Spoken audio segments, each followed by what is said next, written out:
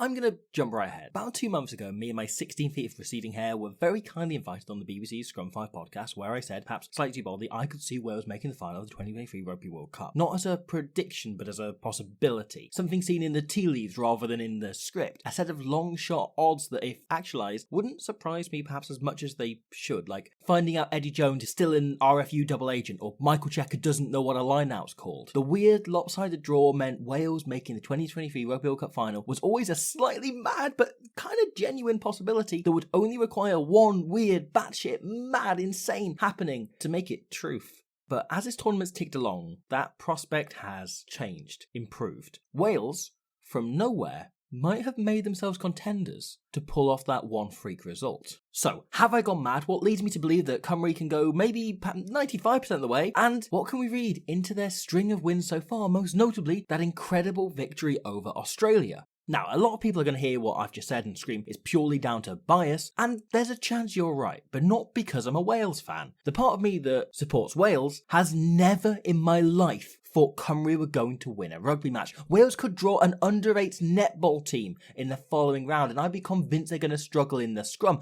I've never had any confidence in any Wales team going into any match they've ever played. If there's any case for bias, it's not because of Wales, it's because, frankly, more than any of a style, tactic or approach to the game, I love Warren Ball. Ever since the term was first coined by former Wallaby coach Scrum half and man Eddie Jones hates so much he might genuinely tank the Wallabies just to upset him, Brian Smith, the titular Warren has rubbed up against it, disliked the term, and more than anything, pressed anybody who ever uses it for a definition. And whilst he's scarcely got a response, I think 20 odd years of tactics from Waikato's answer to Don Corleone have revealed a very clean, clear approach to the game, a core philosophy that, for me, is Warren Ball. Warren Ball to me is rugby built around hard work, effort, fitness, drive and desire instead of skill, strength, organisation, pace or power. It's the act of playing rugby with your head and heart rather than your hands or feet. If you listen to any interview with Gatland surrounding this World Cup, he's pretty clear the goal is a World Cup final, but his rhetoric isn't about going out and winning games, it's about being near impossible to beat, and that sums up Warren Ball. A lot has been made of how Cymru's banishment of Australia came primarily because the Wallabies were poor, but I don't think enough have dug one stone deeper.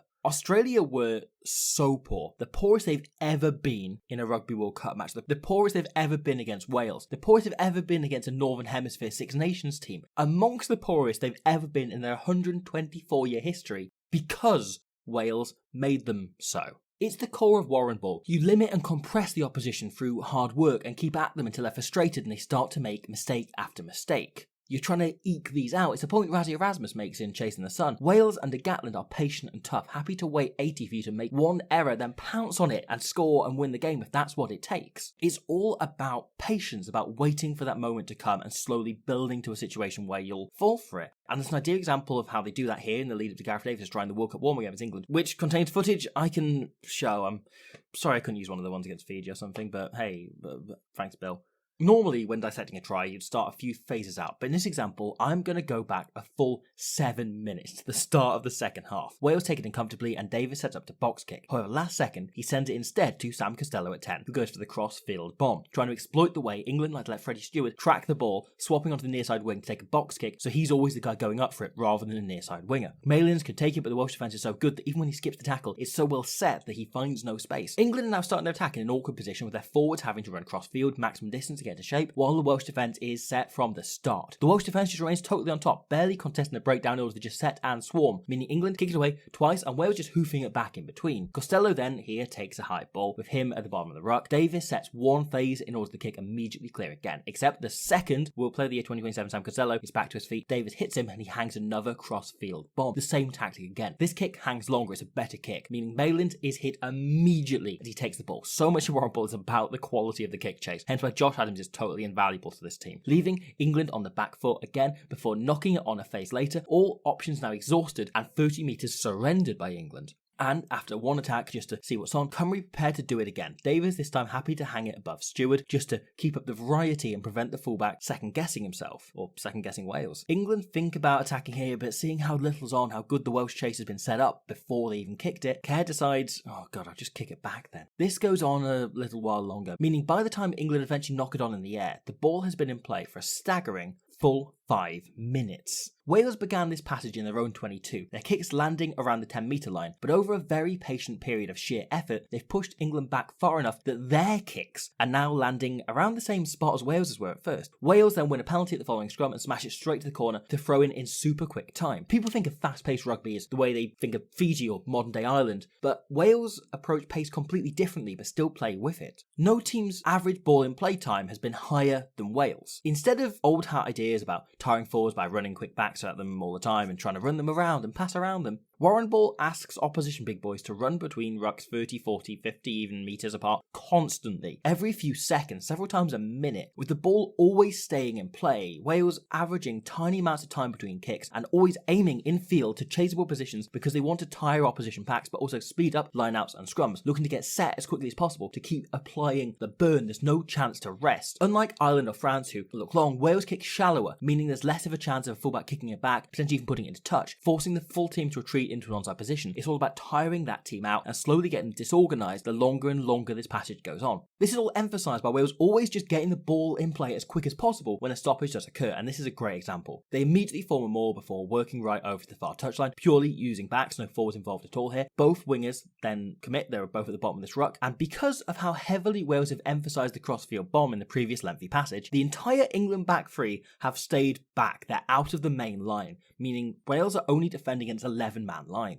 Singer is in the backfield in position rather than flying up here, and with both wingers off their feet on this far touchline, a cross kick doesn't seem a realistic option. There's no way they're going to try this, so England are okay just leaving George Martin, a rookie second row, out here on his own on the touchline, marking Morgan and Wainwright, who seem to just be lazing about after the lineup. They've just stood in position to hold their width, there's nothing really going on here. Except that should have been the giveaway. If anybody is acting lazy under Warren Ball, it's a trick. Watch them, it's deliberate. Costello drops it on a dime and exploits the winger being out of position, allowing Wainwright the time to offload to Morgan, who can beat Singer easily, and then the cover before offloading to Davis, who scores. This try is scored 7 minutes and 26 seconds into the half, and the ball has been in play for 6 minutes and 31 seconds of that time. The effort expended to get from ruck in their own 22 to try on the opposition line by Wales is extraordinary, yet so distant second to what England have had to do to try and prevent it as they get slowly pushed back, kick by kick and defensive set by defensive set. Wales were a bit wobbly against Fiji, but during the two passages, 0 to 10-12 minutes and 40 to 60-ish minutes, this Warren Ball approach was in full effect and netted Wales 4 tries as they kicked the lever off the thing and forced Fiji into tricky positions, slowly pushing them back and putting them in situations where the defence is incredibly well set and they've got no options. And it went up another step against Australia. That second half for me was probably the best, the most tactically disciplined, controlled and complete half any side has put together all tournament. Almost certainly the best Welsh performance in a decade since the 30 points to 3 win over England in 2013. And that phenomenal second half begins once again with the kickoff, but on the opposite side of the ball. Anscombe sends it high, giving it plenty of chasing time, deliberately directly into an Aussie lifting pod, which takes it no trouble, no issue at all. Except, who are Wales sending as their primary chasers, right? Adams and Tonkin, standard, and Adam Beard, one of the slowest players on the team, busting a gut to chase this down, knowing where it's going exactly before the kick's sent. Before Adams even makes the tackle, Tompkins slides in around to end it from the back,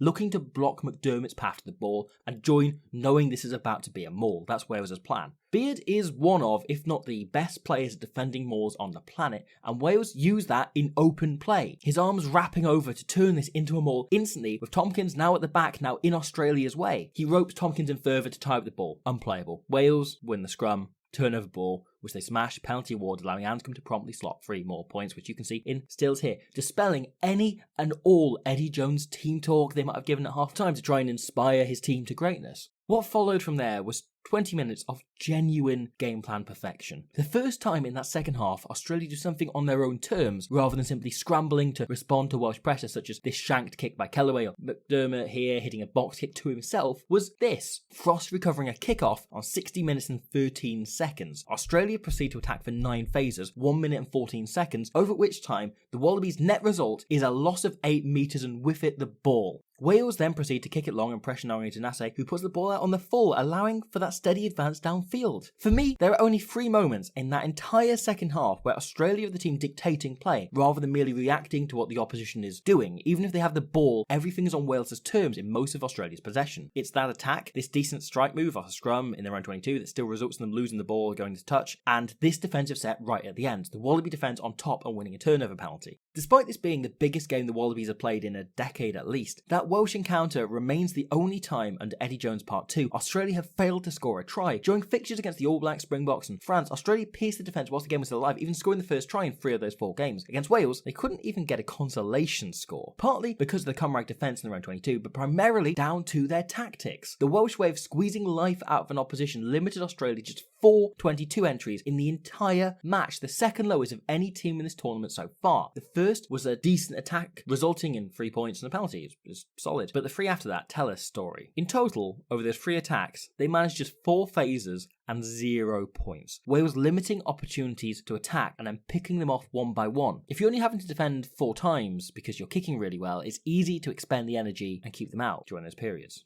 Or easier, you know. And all of this was whilst the Welsh attack started to click. Tompkins' try is superb game management by Gareth Anscombe. Over 8 phases, Wales play exclusively between the 2 15-metre lines, yet the entire time both Adams and Rhys-Amit are right out on the touchlines, right out on the edges. They're looking to compress the Aussie defence between these 2 pillars, but keep them watching the wings. Anscombe is in control the entire way, yet touches the ball just once and meets off the line out before dropping it off last second. Instead, he's ordering missed balls such as this that skip him, or sitting in the pocket to assess, regularly with eyes on the Wallaby back 3, who are second-guessing themselves constantly, or watching Anscombe in return, trying to keep an eye on him and the wingers on the far extremes. There's a cross kick coming. Anscombe starts behind Tompkins here, looking like it's going to be another miss him like he called earlier, but last second calls the ball to himself and flattens up. The Welsh option stacking out here. Kellaway's jogged onto the far wing to watch Rhys-Amit, watch there's going to be a cross kick, and it's opened a blind spot right in the middle of the field. The kick is lovely, and Tompkins finishes it brilliantly to put Wales in control of the game. Or here on the score by Eternal God King to whom the Brecon Beacons are promised, Jack Morgan, it's just a small, smart play. It's a common line-out ploy to throw to the tail of the line-out on a 5-metre ball, so you're facing the least congested section of the opposition defence. You know, you're light, you're against the fewest men, able to plough through bodies easier. But Wales go one further. They put 3 backs at the front just to congest the line-out, just to make Australia think they're on for something tricky. Look at this, George North's there. Why would George North be there? Oh, there's going to be like a big front drive with extra bodies coming in. That's why George North's there. Causing a little piss boy here to run in screaming, watch out, watch out. But instead, Wales throw it beyond the 15, meaning they're literally up against no Australians, and the line-out's over before the balls even hit the ground, allowing everyone to pile in from outside the line-out. McWright and Hooper get on either fringe, but they're easily taken care of, and Morgan can slip in to receive the ball, allowing Wales to barrel through with Australians scrambling to get in position before Lord Jack Morgan, to whom I say prayers every night, is plopping over the line